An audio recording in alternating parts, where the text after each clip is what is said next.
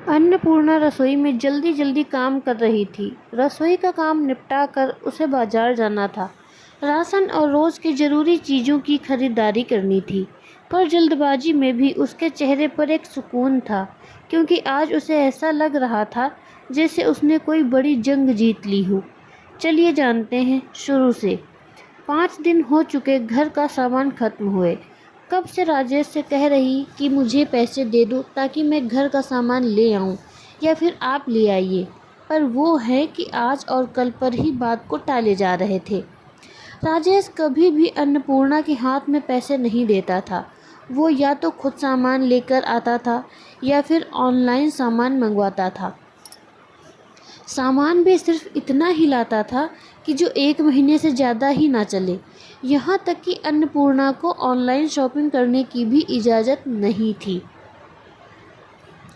कारण सासू माँ को हमेशा यही लगता था कि बहू शॉपिंग के नाम पर बेवजह खर्चा कर देगी, तो इस फिजूल खर्ची को रोकने के लिए अपनी बहू को ही कंट्रोल में कर लो तो ज़्यादा बेहतर है। वह घर में रहती है, उसे भला पैसों की क्या ज़रूरत होगी। बस यही सोचकर वो अन्नपूर्णा के साथ इस तरह व्यवहार करती थी। यहाँ तक कि राजेश को भी कह रखा था कि खर्चे दो तो मेरे हाथ में, अन्नपूर्णा को देने की ज़रूरत नहीं। बहू को ज़रूरत होगी तो मुझसे ले लेगी। पर कभी समय न मिलने के कारण या और किसी कारण से घर के सामान लाने में देरी हो ही जाती थी। सासू माँ कभी भी सामान लेने खुद बाजार नहीं जाती। हमेशा यही कहती कि हमारे समय में हमने यह सब कर लिया, अब हमारे आराम के दिन हैं। अक्सर मेहमानों और रिश्तेदारों के सामने शर्मिंदा अन्नपूर्णा होना पड़ता। राजेश खुद तो ऑफिस में होता था और सासू माँ हर चीज़ से अपना पल्ला झाड़ लेती थी, पर इस चीज़ का सामना अन्नपूर्णा को ही करना पड़ता था। इस कारण से अक्सर अन्नपूर्णा को शर्मिंदा होना पड़ता था। अभी 2 महीने पहले की ही बात है। घर पर अचानक से मेहमान आ गए। सासू माँ ने खाना बनाने को कह दिया, बिना यह देखे कि रसोई में सामान है या नहीं। फिर भी उसने जो सामान घर में मौजूद था उसी से रसोई तैयार करके खाना परोस दिया, जिसे देखकर सासू माँ का पारा चढ़ गया। मेहमानों के सामने ही बोली, बहू कुछ ढंग का तो बनाती, यह क्या रोटी सब्जी बना दी। यह तो अपने घर में ही हर कोई खा लेता है। अब इतने लोगों के सामने अन्नपूर्णा क्या जवाब दे कि रसोई में सामान खत्म हो चुका है, घी तेल भी बचा खुचा इस्तेमाल किया है, रसोई के डिब्बे तक खाली पड़े हैं। पर सासू माँ का तो निरंतर बोलना जारी रहा। किसी भी रिश्तेदार या मेहमान के सामने बोलने से सासू माँ को बिल्कुल भी गुरेज नहीं था। अगर राजेश कुछ बोलता तो रोना धोना मचा देती कि मैं तो अकेली हूँ, तेरे पिता होते तब भी तू ऐसे ही बोलता क्या। उसके आगे राजेश भी कुछ नहीं बोल पाता। सबके सामने उन्होंने अन्नपूर्णा की ऐसी इमेज बना दी थी कि बहू को तो किसी का घर में आना पसंद ही नहीं है। वह तो पूरी कामचोर है, उससे 1 पैसा खर्च नहीं होता, इसीलिए मेहमानों की आवभगत भी ढंग से नहीं करती। अब कल की ही बात ले लो। अचानक से बुआ जी और उनकी बहू का आना हो गया। सबके सामने अन्नपूर्णा की तो वैसे भी इमेज खराब थी। इस कारण बुआ जी अपने साथ नाश्ते में गर्मा गर्म कचौरी समोसे लेकर आई थी, जिसे देखते ही सासू माँ ने टोका, अरे जीजी आप नाश्ता क्यों लेकर आए, वो तो घर पर ही बना लेते या मंगा लेते।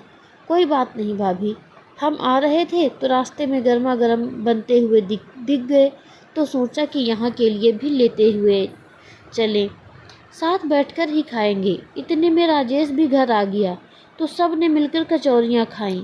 बुआ जी ने जाते समय सासू माँ ने अपने पास से चुपके से पैसे निकाल कर दिए,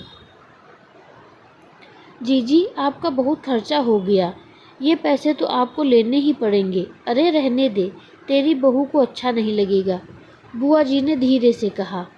मम्मी जी आप अपनी बहू से इतना डरती क्यों हैं? अचानक बुआ जी की बहू ने कहा। अब क्या करूं बहू, बहू की गृहस्थी जो ठहरी, जो इसका मन करेगा वही करेगी, बड़ों की तो सुनना नहीं है। मेरी गृहस्थी में तो लोगों को पकवान बनाकर खिलाती थी मैं, क्यों जीजी? ये बात कमरे के बाहर आती हुई अन्नपूर्णा के कानों में पहुंच गई।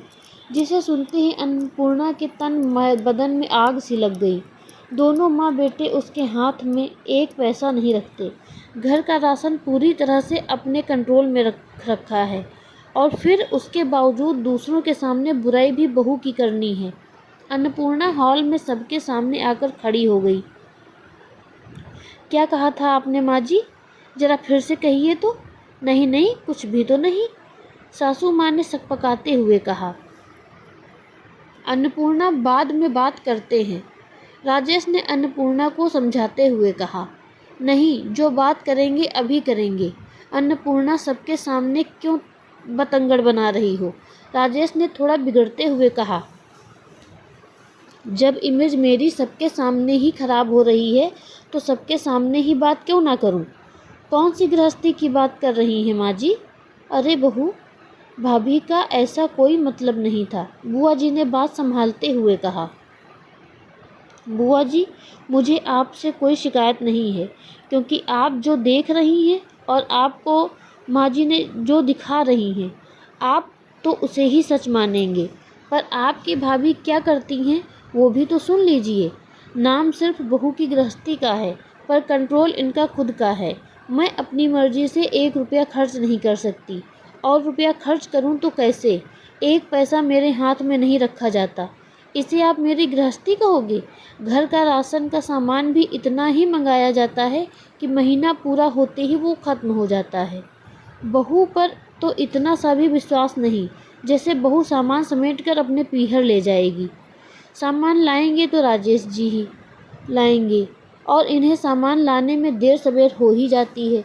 अब घर में सामान ही नहीं होता तो बहू कहाँ से खिलाएगी? फिर दूसरों के सामने बेइज्जती बहू को किया जाता है। अन्नपूर्णा, बस करो, शर्म नहीं आती अपने परिवार की इज्जत को उछालते हुए? सासू माँ ने कहा। बस मैं नहीं, बस आप कीजिए। आपके परिवार की इज्जत उछल रही है, वो आपको दिख रहा है, लेकिन बहू की तो कोई इज्जत ही नहीं होती है। बहू की इज्जत को तो ऐसे फुटबॉल समझ रखा है जिसे किसी के सामने उछाल दिया जाता है। या तो मुझे मेरी गृहस्थी मेरे तरीके से चलाने की दीजिए, वरना संभालिए अपनी गृहस्थी को। मैं चली यहाँ से। 1 मिनट, अन्नपूर्णा, अचानक बुआ जी ने कहा। राजेश, तुम पढ़े लिखे होकर ऐसी हरकतें करते हो? क्या तुम्हारी पत्नी को खर्चों की ज़रूरत नहीं होती, जो तुम 1 पैसा उसके हाथ में नहीं रखते? बुआ जी, माँ मना करती हैं। कई बार समझाने की कोशिश की, पर माँ हैं कि हमेशा रोना धोना शुरू कर देती हैं। मैं कुछ कह नहीं पाता। भाभी, आप अपनी बहू के साथ इस तरह का व्यवहार करते हो, क्या मिल जाता है आपको बेचारा बनकर? आपने अपनी गृहस्थी में सब कुछ किया, फिर बहू की गृहस्थी उसे क्यों नहीं जीने देती? आज आपकी हरकतों के कारण आपकी बहू घर छोड़ने को तैयार हो रही है। आपके बेटे का घर बिगड़ रहा है। कुछ अंदाज़ा भी है आपको घर में किस समय किस चीज़ की ज़रूरत है? वह घर में काम करने वाली महिला को पता होता है, तो बहू के हाथ में पैसा देना शुरू कीजिए।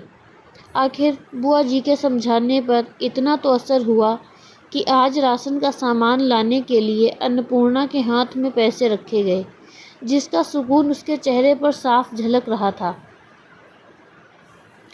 आपको यह कहानी कैसी लगी हमें कमेंट करके ज़रूर बताएं। मिलते हैं अपनी अगली कहानी में, तब तक के लिए धन्यवाद।